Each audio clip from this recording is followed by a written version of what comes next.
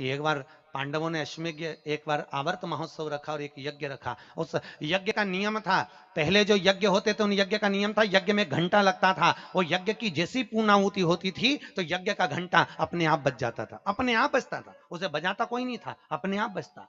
आज यज्ञ का घंटा नहीं बजा तो युधिष्ठिर ने पंडितों से पूछा, ब्राह्मणों आपने यज्ञ करवाया पर ये यज्ञ का घंटा नहीं बजा।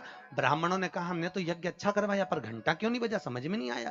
तब इतने में ब्राह्मणों में से एक ब्राह्मण यज्ञाचार्य ने कहा, मुझे लगता है यज्ञ दो तरह का होता है, एक यज्ञ जो अग्नि में सांकल्य दी जाती है तो अग्नि देवता प्रसन्न होते हैं, और दूसरा यज्ञ वो कि भंडारा किया जाए और लोगों के मुंह में भोजन दिया जाए, वो यज्ञ भी प्रबल होता है। महाराज हमको लगता है यहाँ दोनों यज्ञ हुए, एक यज्ञ आहुतियों का, एक यज्ञ भंडारे का।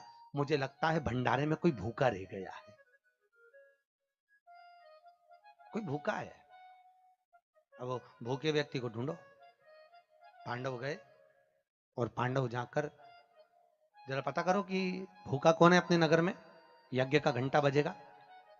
जाकर देखा तो एक कुटिया में एक संत बैठे हुए थे। बाबा आपने भोजन किया है? नहीं। आपने भोजन नहीं किया? नहीं। क्यों नहीं किया? मैं काय को भोजन करूं, भंडारा हो रहा, चलो भोजन करो। नहीं नहीं मैं नहीं करता। भंडारे में भोजन नहीं करोगे? नहीं। क्यों नहीं करोगे?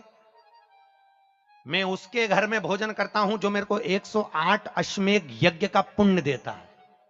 पांडव मेरे को 108 अश्वमेध यज्ञ का पुण्य दे दे, मैं उनके यहाँ भोजन कर लूंगा।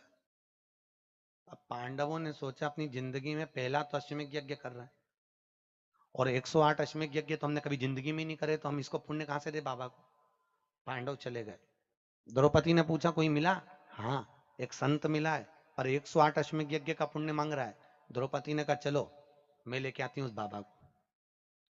द्रौपदी गई, रथ लाया गया। द्रौपदी ने कहा रथ में बैठकर नहीं जाऊंगी, पैदल जाऊंगी। चप्पल लाई, द्रौपदी ने कहा नग्न पैर से जाऊंगी। नंगे पैर द्रौपदी उस संत के दरवाजे पर पहुंच गई। बाबा चलो हमारे यहाँ यज्ञ हुआ है, भंडारे का भोजन करना। बाबा कहते हैं द्रौपदी तुझे मालूम नहीं, मुझे 108 अश्वमेध यज्ञ का पुण्य दे दे, मैं तेरे यहाँ भोजन कर लूंगा। द्रौपदी ने कहा लो बाबा संकल्प छोड़ती हूँ और 108 अश्वमेध यज्ञ का पुण्य तुमको देती हूँ।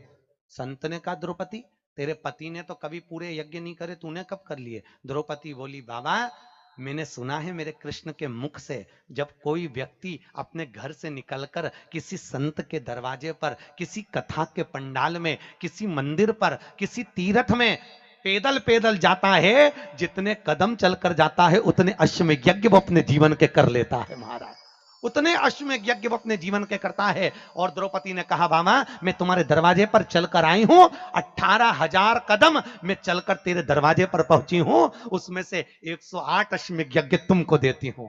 संत उठकर खड़ा हो गया, द्रौपदी के यहां गया, भोजन करा तो यज्ञ का घंटा बज गया महाराज, यज्ञ का घंटा बजा।